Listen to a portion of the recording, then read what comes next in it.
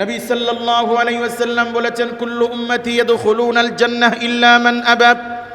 আল্লাহ নবী সাল্লাল্লাহু আলাইহি ওয়াসাল্লাম বলেছেন, আল্লাহ পাক আমার সমস্ত উম্মতকে আল্লাহ পাক জান্নাত দিয়ে দিবেন, শুধুমাত্র ইল্লা আবা, আবা ব্যতীত।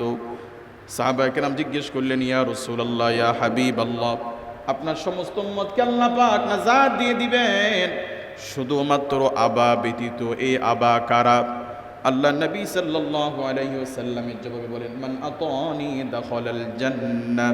আমার উম্মত যদি আমার দেখানো পথ অনুযায়ী চলে, আমার দেখানো পথ অনুযায়ী পোশাক আশাক, পরিবার, সমাজ, রাষ্ট্র যদি পরিচালিত করে, আমার দেখানো পথ অনুযায়ী আমার উম্মত যদি চলতে পারে, আল্লাহ পাক পাইকারি দরে আমার সমস্ত উম্মতকে আল্লাহ পাক নাজাত দিয়ে দিবেন। ওয়ামান আসানি ফাকাদ আবা। যে ব্যক্তি আমার দেখানো পথ অনুযায়ী চলবে না, সেই হচ্ছে আবা। তার মানে হলো এই শ্রেষ্ঠ নবীর শ্রেষ্ঠ উম্মত, এই জাতি যদি নবী সাল্লাল্লাহু আলাইহি ওয়াসাল্লামের দেখানো পথ অনুযায়ী যদি চলতে পারে, ঈমানের সাথে নবীজির পথ দেখানো পথে যদি চলতে পারে, মরতে দেরি নবীজির খাতির আল্লাহ পাক এই উম্মতকে পাইকারি দরে আল্লাহ নাজাত দিতে দেরি করবেন না।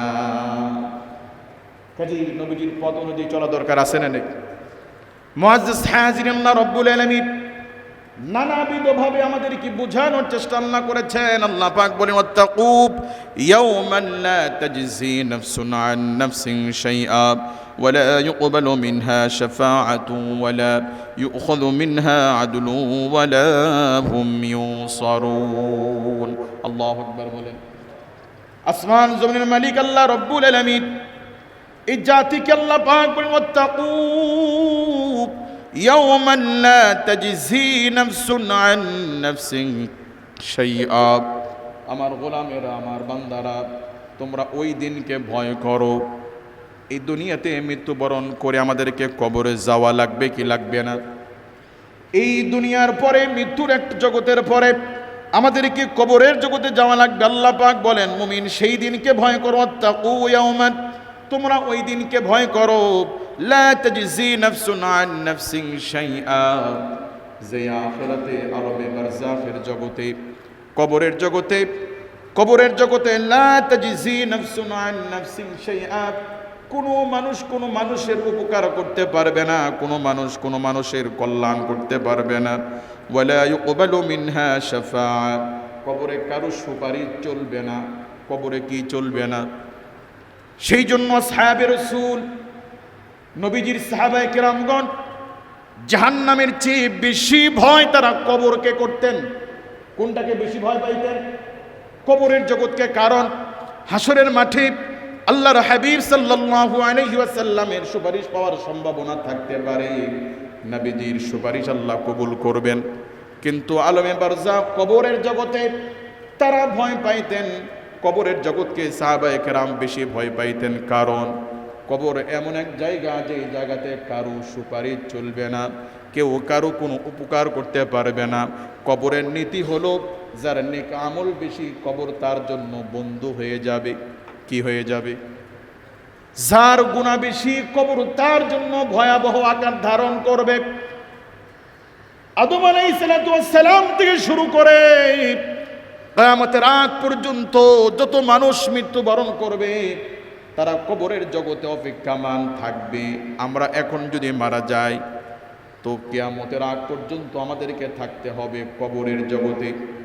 এই পৃথিবী হচ্ছে একটা ধোঁকা। এই ধোঁকার দুনিয়াতে আমরা কর্মজীবনে ভালো থাকার জন্য, জীবনে প্রতিষ্ঠিত হওয়ার জন্য, ইস্টাবলিশড হওয়ার জন্য জীবনের প্রথম 25 থেকে 30 বছর আমরা ইনভেস্ট করি শিক্ষার পিছনে, একটা সার্টিফিকেট অর্জনের পেছনে। কথা বলেন ঠিক কি না? আমাদের দেশের অধিকাংশ সন্তান, নতুন প্রজন্ম, তারা অনার্স মাস্টার্স শেষ করতে তাদের জীবনের 25-30 বছর পার হয়ে যায়।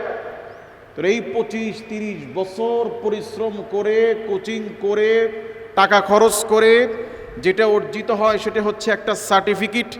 কিসের সার্টিফিকেট? যে আপনি এখন কাজ করতে পারবেন, কর্মজীবী হওয়ার, সরকারি চাকরি করার যোগ্যতা আপনার কেবল তৈরি হয়েছে। এবার অনার্স মাস্টার শেষ করার পরে চাকরির চাকরিতে পরীক্ষা দেওয়ার জন্য, ইন্টারভিউ দেওয়ার জন্য আবার আরেক যুদ্ধে নেমে পড়ো, চাকরির জন্য আবার আলাদা পড়াশোনা শুরু হয়ে যায়। এরপরে বহু চাকরি দিয়ে নসিব যদি ভালো হয়, একটা চাকরি জুটলেও আবার অনেক সময় টাকা লাগে কি লাগে না। তো জীবনের প্রথম 25-30 বছরের সময় 25-30 বছরে অসংখ্য টাকা ইনভেস্ট করে আবার চাকরির জন্য পরিশ্রম করে একটা চাকরির মোটামুটি যোগ্যতা অর্জিত হয়, চাকরি পায়। এবার আপনি কাজে লেগে যান। আপনার উদ্দেশ্য আমার ভালো থাকা, চাকরির উদ্দেশ্য কি? ভালো থাকা। বাপ মা যাদের সন্তানদেরকে স্কুল কলেজে পড়ায় উদ্দেশ্য যেই পড়াশোনা করলে আমার ছেলে ভবিষ্যতে ভালো একজন চাকরিজীবী হবে, ভালো কিছু করতে পারবে, ভালো কিছু করতে পারলে ভবিষ্যৎ সুন্দর হবে, পরিবার নিয়ে ছেলে মেয়ে ভালো মন্দ থাকতে পারবে, খাইতে পারবে। এই ভালো খাইতে পারবে, ভালো থাকতে পারবে, এটাই তো চাকরির মূল উদ্দেশ্য। কথা বলে ঠিক কি না? 30 থেকে আরো 33 বছর রাষ্ট্রের গোলামি করে, চাকরি করে, কর্মজীবী হয়ে কাজ করে যখন একজন মানুষ সফলতার দ্বার প্রান্তে, যে এখন সে সফল, মোটামুটি 30 বছর 33 বছর চাকরি করার পরে এখন সে মোটামুটি কিছু পেনশনের টাকা, কয়েক লক্ষ টাকা হাতে পেয়েছে, এখন সে মোটামুটি সফল। তার ঘর ছিল না, এখন বিল্ডিং করার মতো সামর্থ্য হয়েছে। তো এই 50, এই 60, 65, 70 এত বছর ফিকির করে, প্রচেষ্টা চালিয়ে, পরিশ্রম করে, অর্থ বিনিয়োগ করে, শারীরিকভাবে শ্রম দিয়ে দুনিয়াতে আজকে সফল। কারণ এখন তার হাতে মোটামুটি 20 লক্ষ 30 লক্ষ টাকা রিটায়ারের টাকা পেয়েছে। এখন তার স্বপ্ন পূরণ হওয়ার পথে। স্বপ্ন কি? এখন তার স্বপ্ন একটা বাড়ি করবে।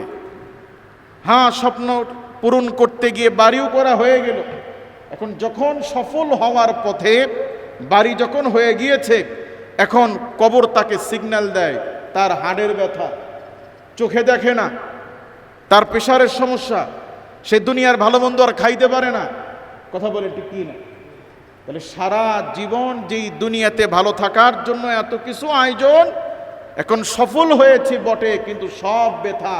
এই সফলতা সাময়িক সফলতা, এই সফলতা স্থায়ী কোনো কল্যাণ, স্থায়ী কোনো শান্তি দুনিয়ার একজন মানুষকে পৃথিবী দিতে পারে না। কথা বলে ঠিক কি না? সেই জন্য সাহাবায়ে কেরাম রিদওয়ানুল্লাহি তাআলা আজমাইন, তাদের চিন্তা চেতনা, তাদের যৌবন, তাদের পারিবারিক, তাদের সামাজিক, রাষ্ট্রীয় সব চিন্তাকে তারা ওই চিন্তাই তারা সাজাইতেন যে আমাকে যে কোনো মূল্যে আমাকে দুনিয়া থেকে সফল হয়ে আল্লাহর সন্তুষ্টি অর্জন করে আমাকে জান্নাতে মানুষ হয়ে দুনিয়ার থেকে বিদায় নেওয়া লাগবে। কারণ আমি যদি জান্নাতে মানুষ হয়ে বিদায় নিতে পারি, মৃত্যুবরণ করতে দেরি ও পারে, আল্লাহর জান্নাতের রিজিক দিতে দেরি হবে না। সেই জন্য সাহাবায়ে কেরাম রিদওয়ানুল্লাহি তাআলা আজমাইনগণ জীবনের দুনিয়ার সমস্ত ইচ্ছাকে আল্লাহর রাহে তারা কুরবানি করে দিয়েছেন। সুবহানাল্লাহ। কাজী মুআজ্জাজ হাজিরিন, আল্লাহ পাক আমাদেরকে বলেন না যে দুনিয়া ছেড়ে দাও। আল্লাহ বলেন নাই ব্যবসা করার দরকার নেই। আল্লাহ বলেন নাই সংসার করতে হবে না, সংসার ছেড়ে দাও। আল্লাহ বলেন নাই স্ত্রীকে ছেড়ে দাও। আল্লাহ বলেন নাই তোমার সন্তান নিতে হবে না।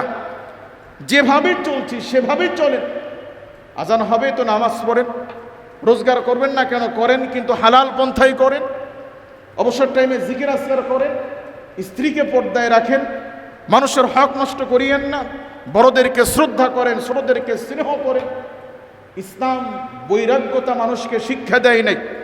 ইসলাম হচ্ছে সবচেয়ে স্মার্টনেস, ইসলাম হচ্ছে পৃথিবীর সবচেয়ে সৌন্দর্যময় জীবন প্রণালী। কথা বলে ঠিক কি না?